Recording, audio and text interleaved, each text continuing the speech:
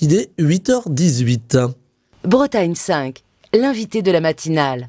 Et notre invité ce matin est donc Yannick Lecam, secrétaire de la Fédération du Parti communiste des Côtes-d'Armor. Il est venu, j'allais presque dire au pied levé, pour être avec nous ce matin. Bonjour Yannick Lecam. Bonjour. Alors on va parler de politique, évidemment, comme on le fait chaque jour à cette heure-ci dans la matinale. Et une question qui est sur toutes les lèvres aujourd'hui, comment ça se passe entre le PC et LFI alors qu'on a une situation politique pour le moins tendue? Je ne suis pas sûr que la question soit comment ça se passe entre le Parti communiste et la France insoumise. C'est la question qui est posée à la gauche tout entière. Et de débattre et de réfléchir sur les conditions de l'ouverture d'une perspective pour répondre à l'attente de ces millions de gens qui ont manifesté toute l'année dernière sur la question des retraites et qui attendent des organisations politiques qu'elles leur fassent une proposition dans les semaines et mois qui viennent. Et on sait bien que derrière, en toile de fond, il y a l'enjeu de la présidentielle. Donc, c'est une question importante. Donc, elle se résume pas, ce serait trop simple, aux relations entre deux mouvements. La gauche française est une gauche qui est multiple. Et cette multiplicité engendre une certaine complexité, mais c'est normal, ça a toujours été comme ça pour la gauche. Et donc il faut travailler à ouvrir, je disais tout de suite, cette perspective. Et pour l'ouvrir, il faut travailler tous ensemble. Et pas... Alors c'est la question qui est posée au travers de votre question. Et pas... ça peut pas se construire sous une forme de leadership porté par certains qui amènerait les autres à suivre. Donc c'est ce débat-là sur le fond qui existe. Voilà, faut une unité finalement et pas que chacun tire la couverture à soi, hein, si on veut, résumer en quelque sorte. L'union de la gauche incarnée par la NUPES, on s'est posé la question à un moment, est-ce qu'elle a un avenir justement, parce que ces tensions, ça engendre quand même beaucoup de questions.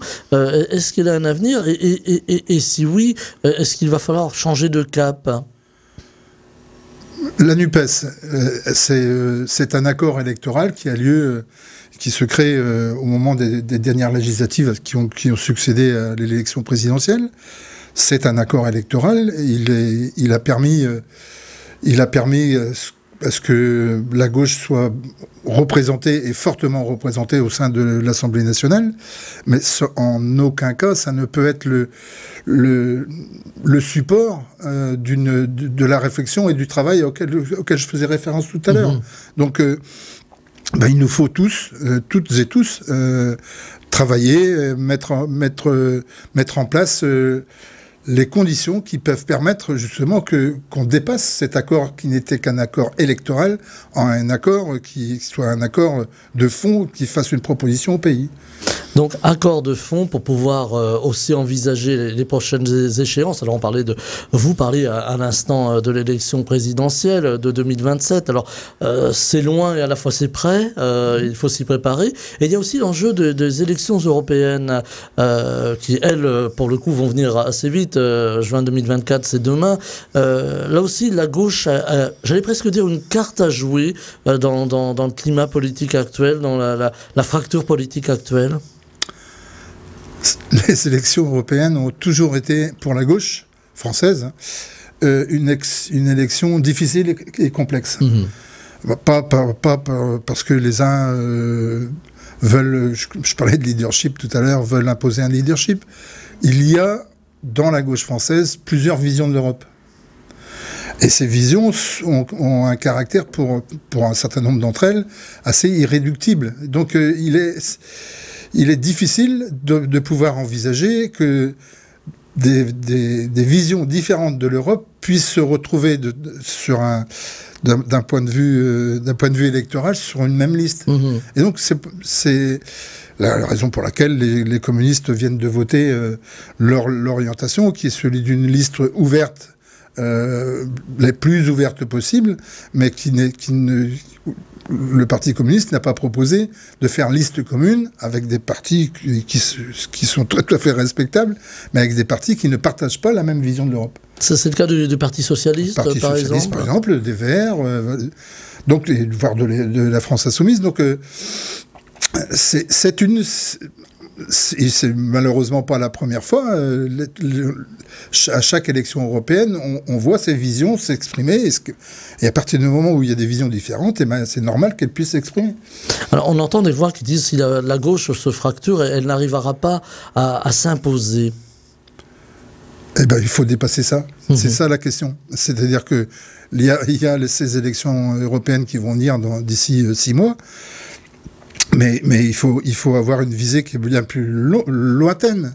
Je parlais tout à l'heure des présidentielles. Malheureusement, c'est cette élection-là qui établit l'ordre du monde en France. On va dire, je vais dire des choses comme ça. C'est pas notre tasse de thé, mais elle existe. Donc il faut qu'on ait cette visée d'offrir, quand je disais tout à l'heure, d'offrir cette perspective et d'offrir un rassemblement qui puisse dépasser la prochaine élection européenne de façon à se mettre en ordre de marche pour pouvoir proposer cette perspective dont je parle depuis le début. Donc, perspective des européennes, perspective des présidentielles, de la présidentielle un peu plus tard, et un climat politique particulier en France, mais aussi une France assez fracturée socialement. On a tous en tête ces grandes manifestations contre la réforme des retraites, où la gauche a fait bloc, pour le coup, et d'autres préoccupations à venir. On pense à la réforme de l'assurance chômage, on pense aussi à la loi immigration, parce qu'elle est là, elle va arriver dans quelques jours à l'Assemblée nationale. Ce sont les luttes qui attendent la gauche, et particulièrement le Parti communiste. Bien évidemment.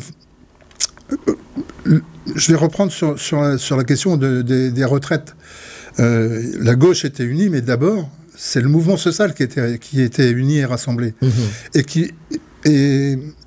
qui a tenu tout le long, parce que c'était la demande du peuple français, tout le long a tenu de façon une unité très serrée. Et c'est ce qui a permis de développer l'ensemble de ces actions. Et donc, c'est une forme de leçon. Même si ça n'a pas permis de mettre en échec le gouvernement, qui a été quand même un peu en difficulté. Et donc, ça nous montre le chemin. Ce chemin que les organisations syndicales ont su mener, et ce chemin-là, il nous faut savoir le mener avec, je dirais quelque part, les mêmes intentions que les organisations syndicales. Pour le reste, oui, on a un gouvernement qui ne lâche pas grand-chose, qui a des menées politiques qui sont inquiétantes pour le peuple. L'assurance chômage, la loi immigration, donc bien évidemment, nous serons investis politiquement dans tous ces combats, parce que ça va être des combats. Et puis je pourrais juste dire que le week-end prochain a lieu à l'Annester la fête de l'Humanité Bretagne, et cette fête de l'Humanité Bretagne va être sous le sceau de ces questions, et plus une autre question, parce que qui nous préoccupe, nous les communistes, mais bien évidemment pas que nous, c'est la question de la paix, et en particulier de la paix au Proche-Orient. Alors justement, Yannick Le Cam, on va en parler du Proche-Orient qui s'est invité, si j'ose le terme, en France, avec le conflit qui s'invite chez nous, avec une France là encore qui se fracture, qui ne se comprend pas, qui ne se parle pas. On a vu ces défilés, alors que ce soit les défilés pour la Palestine, que ce soit les défilés pour soutenir Israël. On a l'impression de deux France qui n'arrivent pas à dialoguer, puis cette montée épouvantable de l'antisémitisme et du racisme aujourd'hui, jusque dans nos rues, jusqu'aux portes des personnes concernées. Est-ce que là aussi, les forces de gauche ont peut-être un travail de dialogue, de concertation à mener, de pour essayer de faire en sorte justement qu'on aille plus vers la paix que vers l'affrontement, et même ici dans notre pays. Nous avons une immense responsabilité. Ces questions, que ce soit l'antisémitisme, le racisme, parce que derrière la loi immigration, il y a en fond une forme de xénophobie et donc de racisme. Donc la société française est parcourue par ces courants, et on peut pas se le cacher, et c'est pas que je veux tout relier à la même chose, mais on voit bien que ce qui pousse des gens à se mettre quelque part derrière ce type d'idées, c'est une forme d'amertume et de désespérance. Et donc, la meilleure façon de lutter, c'est d'abord de rester campé sur une vision humaniste, progressiste de la société, mais également d'apporter à l'ensemble du peuple les réponses qu'il attend. Et le fait que le gouvernement ait, contre vents et marées, ait refusé de répondre à l'ampleur du mouvement de l'année dernière, conforte ce type d'amertume. Mmh. On a l'impression d'une société, alors vous le disiez, Yannick Le Cam, qui a une forme d'amertume, peut-être sur fond de déclassement social aussi, et on voit j'allais presque dire l'appétence de beaucoup d'électeurs pour des partis tels que le RN ou encore Reconquête. Est-ce que, j'ai posé déjà la question à plusieurs interlocuteurs, à plusieurs invités ici, est-ce que c'est de nature à vous inquiéter, ou vous dites, voilà, c'est un phénomène, ça passera? Non, enfin, ce serait dire que c'est un phénomène qui est conjoncturel et qui passera. On voit bien que c'est bien plus profond que ça. Et donc, il faut prendre en compte le désarroi. Il faut prendre en compte. Je parlais d'amertume tout à l'heure. Il faut répondre de façon urgente aux besoins sociaux qui s'expriment. Et ce faisant, c'est de réouvrir un espoir à gauche. Sorti de là, on ne fera que conforter ces idées qui font peur à tout le monde. Et on sent bien dans la société française aujourd'hui, mais pas que à l'autre bout de la France. Moi, je suis briochin. Il se passe aujourd'hui quasiment pas une seule journée sans qu'il y ait des incidents sur ce terrain-là, dans la ville de Saint-Brieuc. Incident raciste, hein, on peut dire le terme. Juste vendredi dernier, une association qui doit faire face à des personnages qui arrivent de façon violente dans les locaux de l'association. Cette fracture qui est inquiétante, forcément, sur fond social, on pourrait le dire comme ça, et sur fond de pauvreté aussi, hein, puisque on le voit aujourd'hui s'ouvre la 39e campagne des Restos du Cœur, avec des Restos du Cœur qui ont du mal à mobiliser des bénévoles, qui ont du mal à obtenir aussi des fonds, hein, qui sont dans le rouge, comme on dit, et on entend des voix, par exemple, bah oui, c'est toujours les migrants qui profitent, etc. On le voit sur les réseaux sociaux. Est-ce que là aussi, y a une grande inquiétude sur l'expression, sur la parole, sur le racisme, voilà, qui s'exprime finalement librement aujourd'hui, sans complexe? Oui, je discutais il y a 2 jours avec la directrice du Secours populaire, qui font le même constat. Le nombre de familles qui font appel, ce qu'ils appellent les bénéficiaires, explose. Elle m'a donné le chiffre, je ne vais pas le répéter parce que j'ai un doute, mais c'est en centaines de personnes, de familles supplémentaires en l'espace d'une année. Donc on voit bien, et il n'y a pas que des migrants. Voilà, alors on entend souvent ce il y a des migrants, je ne vais pas non plus dire, mais il n'y a pas que des migrants. Et moi, je suis, en tant qu'élu, je suis un dossier sur l'agglomération de Saint-Brieuc qui s'appelle Territoire zéro chômeur. C'est justement cette dignité qu'on a retrouvée, sur laquelle on travaille. Faire en sorte que toutes les personnes retrouvent une dignité humaine et donc ça passe par une expérience comme Territoire Zéro Chômeur, mais ça passe aussi par la capacité à trouver un travail, la capacité à faire vivre décemment sa famille, donner à manger à ses enfants. Enfin, c'est ça l'enjeu aujourd'hui. On a oublié l'humain dans tout ça, on a mis des couleurs, on a mis des religions sur les gens qui sont souvent dans la pauvreté ou dans le besoin. Des religions,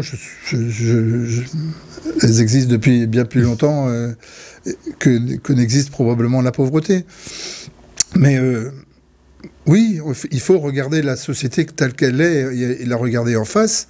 Il y a des gens aujourd'hui qui souffrent mais de façon très, très profonde de la situation sociale. Je vais prendre un autre exemple au-delà de la question de la nourriture, la question du logement. Il faut une politique de construction et de proposition de logement pour permettre à des gens qui travaillent même des fois et de ne pas vivre dans leur voiture. Mmh. Donc on voit bien là que si on ne fait pas des propositions mais concrètes là, et on voit bien que en termes de logement, les propositions concrètes, elles ne peuvent se faire que le temps qu'on construise ces logements. Donc ça se fait pas en 2 minutes. Si on ne répond pas à ça, on peut pas dignement vous regarder une société et se disant oui, il y a des gens qui dorment dans leur voiture. Enfin, c'est pas imaginable. Et pourtant c'est bien réel. On pourrait parler de santé également aujourd'hui, c'est un grand enjeu, une grande préoccupation là encore, et ça nous ramène aussi à la loi immigration, pardonnez-moi, c'est vraiment dans l'actualité, cette suppression, modification des possibilités d'accès à l'AME, qui deviendrait l'AMU, une aide médicale d'urgence. Est-ce que là, il y a aussi un sujet de préoccupation, d'inquiétude même? Alors d'abord, sur l'AME, AMU, j'ai entendu l'autre jour un médecin élu de droite dire moi quand je suis médecin je soigne. Mmh. Et je ne peux pas me poser la question de savoir quelle est la personne à qui que je dois soigner. Mais plus largement, on a un système de santé qui aujourd'hui en France, à force d'être attaqué par l'austérité, entre autres, est en situation, excusez-moi l'expression, mais je dis il est à l'os. C'est-à-dire qu'on a tellement rogné qu'aujourd'hui, on n'est pas loin d'une situation où tout le système peut s'écrouler. Donc là aussi, c'est pas une conjecture, c'est la résultante de politiques qui ont été menées et qui mettent l'hôpital public, par exemple, en grande difficulté. Le mal est profond, finalement. Le mal est très, très profond, en grande difficulté, mais également la médecine de ville. Mmh. À Saint-Brieuc, on est en train de créer un projet de centre de santé parce qu'il faut répondre, alors que ce n'est pas dans nos attributions. La santé, c'est l'État qui en a la responsabilité, mais il faut bien qu'on puisse répondre à toute une partie de la population qui est aujourd'hui, qui ne trouve plus de médecin. Alors, ce n'est pas dans vos attributions. On parle des maires beaucoup en ce moment. Ils se réunissent. Emmanuel Macron ne viendra pas les voir et il va recevoir un petit millier à l'Élysée, a-t-il déclaré. Les maires sont en première ligne aujourd'hui. Beaucoup jettent l'éponge, et pas seulement dans des petits villages, mais parfois même dans des villes, parce qu'il y a un ras-le-bol administratif, parce qu'il y a une fatigue, parce que parfois il y a des agressions aussi ou des invectives. Là aussi, on a l'impression d'un effondrement. Alors, je ne sais pas si on peut dire politique ou des vocations au choix. Est-ce que là aussi, il va falloir reprendre la main sur le rôle des élus et puis ce qu'on leur demande aujourd'hui, toujours plus avec moins finalement? Exactement. D'abord, M. Macron a toujours eu beaucoup de morgue vis-à-vis des, entre guillemets, petits élus, qui font la réalité du fonctionnement de tous les jours pour la population. Les services publics, les écoles, les EHPAD, c'est pas des grandes politiques nationales, ce sont les communes qui les mettent en place. Et aujourd'hui, je disais tout à l'heure à Los, à force là aussi de mettre en difficulté les collectivités locales, on met les maires en difficulté et on les amène à faire des choix qu'ils ne voudraient pas avoir à faire et on met la fonction publique et le service public municipal, je parle pour parler large, en difficulté. Et donc, bien évidemment, les maires se retrouvent eux-mêmes en grande difficulté. Là aussi, le mot service public est lâché, on le voit, alors peut-être un peu plus dans les campagnes, aujourd'hui la poste ferme, la perception, même si on n'aime pas toujours aller voir son percepteur, mais ça c'est autre chose, la perception ferme, ce qui fait le service public disparaît peu à peu. Est-ce que ça c'est une perte de repère aussi pour les habitants des campagnes et parfois des petites villes? Regardez le résultat des dernières élections législatives, il est éloquent. Plus les gens sont éloignés des centres de décision, et donc plus ils sont dans des zones qui sont où les services publics ont déserté le terrain, plus ils ont ce sentiment de relégation, et ce sentiment de relégation se traduit de façon politique par un vote par exemple pour le Rassemblement national, qui est par exemple, on regarde en Bretagne, qui n'est pourtant pas une terre de mission pour le Rassemblement national, ils ont fait des scores sur ce terreau-là. C'est le terreau social, finalement, qui favorise les scores que l'on voit à chaque élection progresser du Rassemblement national. Le sentiment que la société ne s'occupe plus de vous, et que donc il n'y a plus besoin, on n'a plus confiance, et que donc du coup on jette son dévolu sur des gens qui ont une expression sociale soi-disant plus marquée. Après, bien évidemment, il faut y regarder de plus près, mais le réflexe, il est de jeter quelque part le bébé avec l'eau du bain. Aujourd'hui, on reproche à la gauche, en règle générale, je ne le dis pas forcément pour le Parti communiste, mais en règle générale, d'avoir perdu l'électorat populaire. Ce qu'on appelle l'électorat populaire, c'est les employés, les petits commerçants aussi, quelque part. Est-ce que c'est un constat que vous faites également? Oui, assurément. Ce qu'on appelle l'électorat populaire, c'est un électorat très composite. Pour une part, moi je vois bien dans ma ville, pour une part, c'est un électorat qui ne va plus voter. Et pour une autre part, que malheureusement, pour un certain nombre de personnes, quand ils vont voter, ils choisissent les voies les plus extrêmes. Donc on sent bien que cette société telle qu'elle fonctionne nous emmène là où il ne faut pas que nous laissions aller. Donc c'est pour ça que je disais tout à l'heure, nous avons une immense responsabilité de faire en sorte qu'on soit en capacité de proposer à toute la population un projet politique qui soit tourné et tiré vers le progrès. Alors le progrès, la mixité sociale aussi, on en parle beaucoup. Là encore, les services publics ont un peu déserté les campagnes ou les quartiers. Alors on met entre guillemets les quartiers, c'est toujours un terme assez facile. Est-ce que aujourd'hui il faut remettre de la mixité sociale? Est-ce qu'il faut, allez, j'allais presque dire mélanger les populations? Il faut vivre ensemble. Je vais prendre un exemple.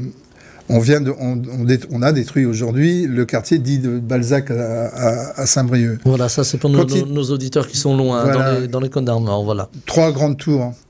Et quand elles ont été construites, dedans on trouvait des instituteurs ou des institutrices, des ouvriers.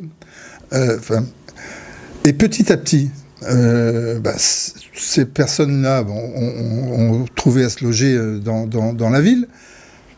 Et petit à petit, sur fond de, là aussi, quelque part de relégation sociale, ne se sont retrouvés là, que dans ces tours, que des personnes qui étaient en situation d'exclusion sociale. Et donc, pas pour toutes, mais pour une grande part d'entre elles.